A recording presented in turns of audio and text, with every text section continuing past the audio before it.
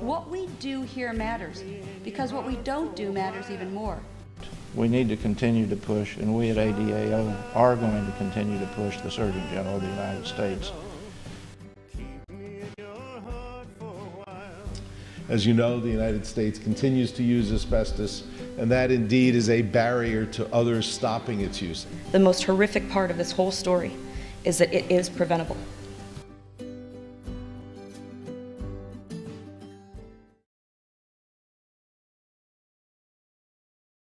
Good afternoon, ladies and gentlemen. As you know, my name's Christine. I represent IATP, the Independent Asbestos Training Providers, and we're based in the UK.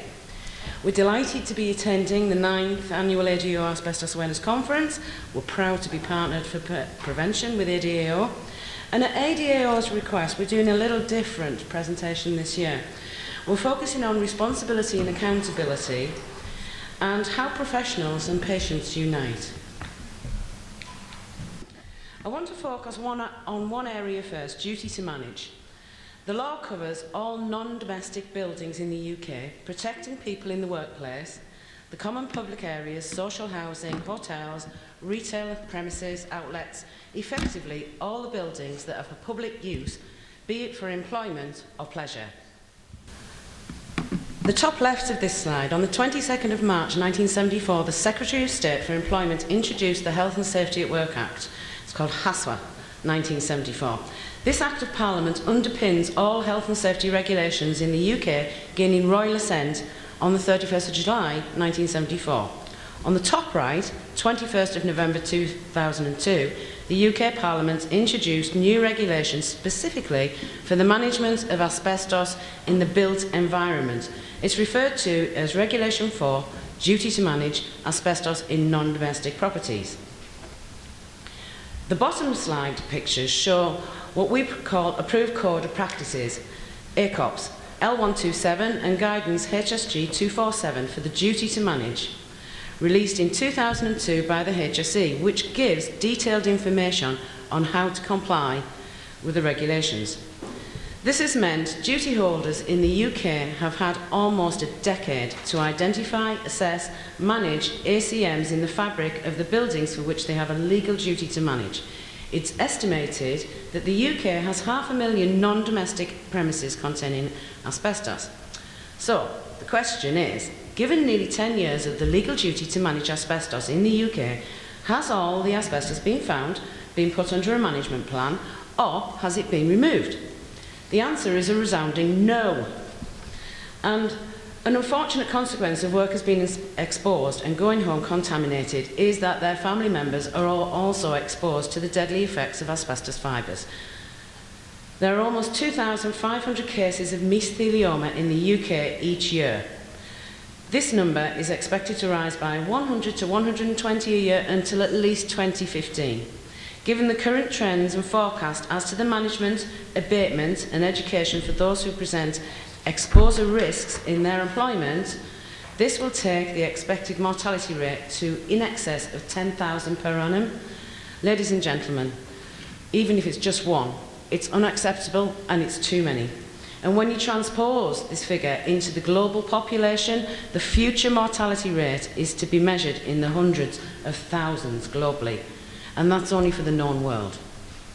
So, what is a duty holder? Who are these people? The duty holder means every person who, either by ownership of tenancy or contract or ownership complete, has an obligation of any kind to maintain and or repair non-domestic premises. In other words, workplaces. It also applies to the means of access and exit of a building or a workplace. Regulation 10 of CAR 2012 requires that in order to do this, the employer or the duty holder will need information, instruction, training to ensure that they carry out their responsibilities properly. They also need to ensure that employees and others have received appropriate information, instruction and training to ensure that they can comply with the requirements of the duty holder. So, in summary, the duty to manage requires those in control of premises to take responsibility or responsible steps to determine the location and condition of materials likely to contain asbestos. presume materials contain asbestos unless there is strong evidence that they do not. Make and keep an up-to-date record of the location and condition of ACMs or presumed ACMs in the premises.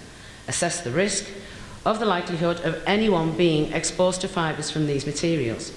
Prepare a plan setting out how the risks from the materials are going to be managed. Take the necessary steps to put that plan into action. Review and monitor the plan periodically and provide information on the location and condition of the materials to anyone who is liable to work on them and disturb them.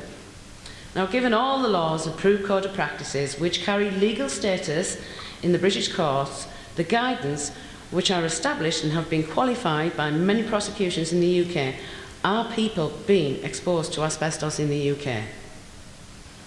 The answer is a resounding yes. And just as an afternote, there is no regulation or legislation that covers the removal or work on asbestos in a non-domestic building. So we have no regulation that covers people in the home. So if you're a DIY enthusiast and you've taken no asbestos awareness learning, you can just go in there and rip it out. And there's nothing that the law will do to stop you. Same as other countries. It's very sad. So, let's move on. Now, a conversation with Linda in London regarding the United States children being exposed to asbestos. I scratched my head and thought, we've got child labour laws in the UK, that couldn't possibly happen. And when I looked into it, gosh, how wrong I was. You know, yes, we do have child labour laws, but we do have a lot of organisations, the Guides, the Scouts, voluntary groups, community groups, social groups, all going working adults, working with children, all going doing volunteering projects. You know, some of it is, you know, just litter picking or helping somebody decorate a house, you know, things like that. So yes, it's a very interesting learning curve, and I can feel an IAT project coming on because we are all responsible, and these organisations obviously do not know about asbestos when you're doing sort of like voluntary projects. So asbestos management in schools in the UK is somewhat a little different, but failure to comply with the Control of Asbestos Regulations 2012 is a criminal offence. The Health and Safety Executive investigates incidents where duty holders fail to manage the risks and take enforcement action where appropriate. The following case that's outlined on this slide outlines some of the consequences that have ensued when duty holders either failed to seek competent advice or ignored advice in the procurement of minor works, leading to contractors and others being exposed to risks. Unsafe removal led to exposure and prosecution fines. The school involved in this case was fined £60,000 in order to pay £13,000 cost. The director of the company was fined £10,000 with costs of £6,000. DUAC, Asbestos in Schools and Voice, a teachers' union, are actively campaigning in the UK for education, training of head teachers, bursars, school governors, and those who are held or made responsible for the duty to manage. Partnering for prevention. Our relationship with Linda spanned many years.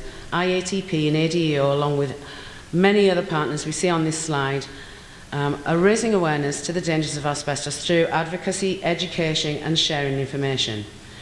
Our relationship with the UK unions is invaluable. The GMB, Unite, UCAT, TUC collectively are campaigning, partnering, joining forces with organisations, charitable organisations.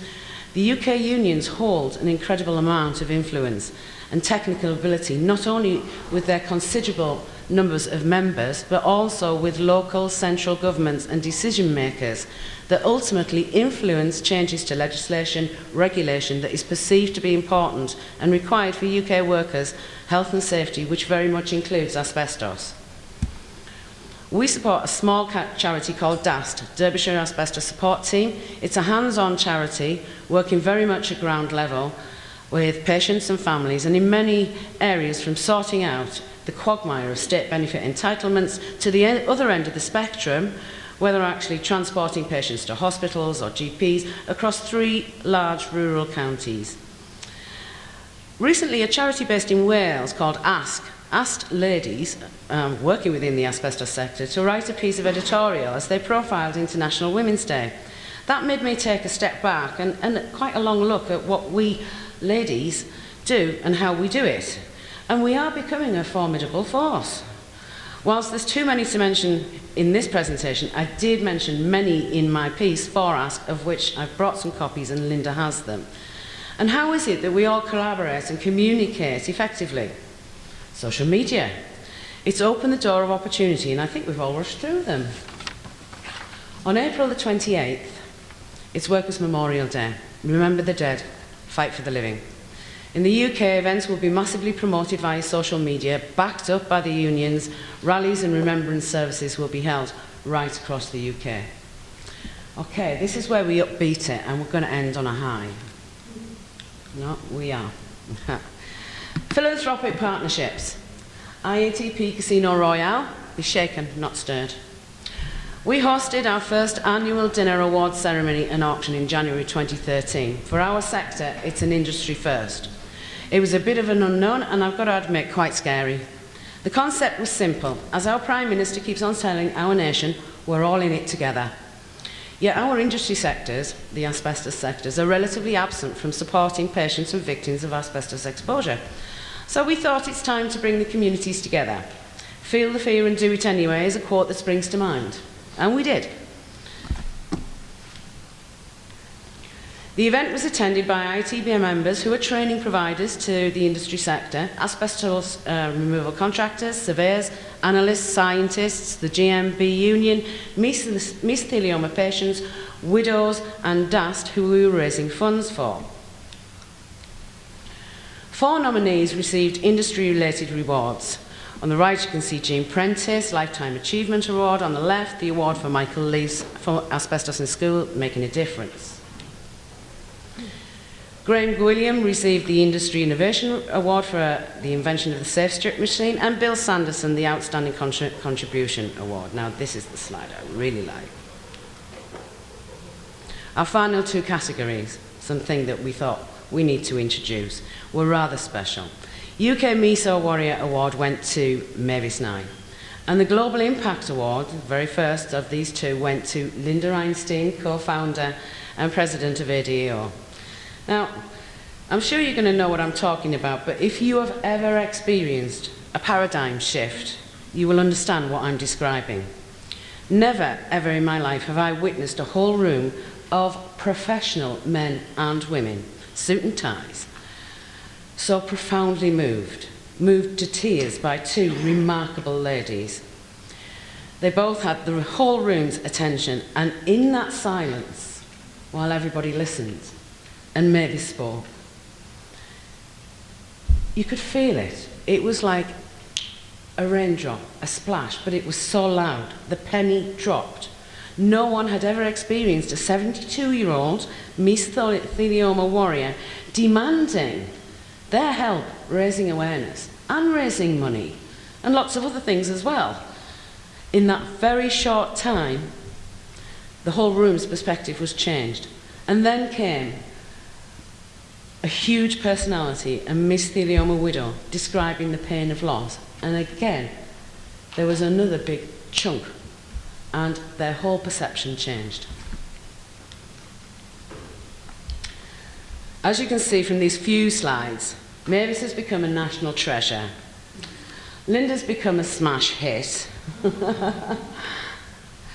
And this event, I have to say, would not have happened without our wonderful events team, Paul and Stephanie Beaumont. They're volunteers and IET members.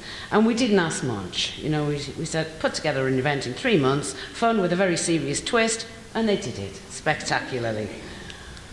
And here we are, is our national treasure and our smash hit, networking and forging new relationships.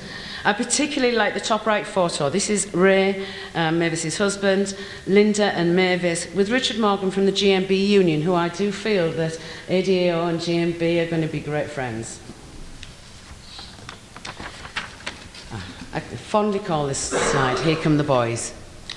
Casino Royale was a very meaningful and fun experience for everybody. It put sex into asbestos, and I know that sounds really strange, but it made it sexy.